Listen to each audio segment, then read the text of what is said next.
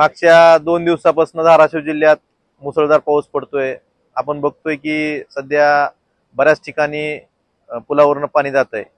माझी सर्व नागरिकांना ग्रामस्थांना विनंती आहे की कुणीही अशा पुलावरून जाणाऱ्या पाण्यात जाण्याची म्हणजे आपण जाऊ नये आणि आपले जे नुकसान झालं असेल शेतीचं विमा कंपनीच्या प्रतिनिधीशी संपर्क साधून तिथे आपण तक्रार नोंदवावी।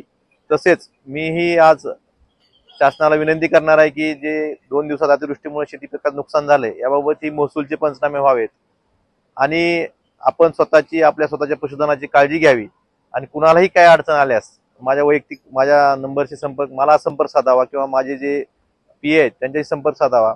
आपण स्वतःची आणि स्वतःच्या पशुधनाची काळजी घ्यावी। कुठेही समजा ज्या ठिकाणी आपल्या अडचणीचं जागा वाटते किंवा नदीच्या काठी असेल ओढ्याच्या काठी असेल अशा ठिकाणी थांबू नये हीच आपल्याला सर्वांना विनंती आहे। धन्यवाद।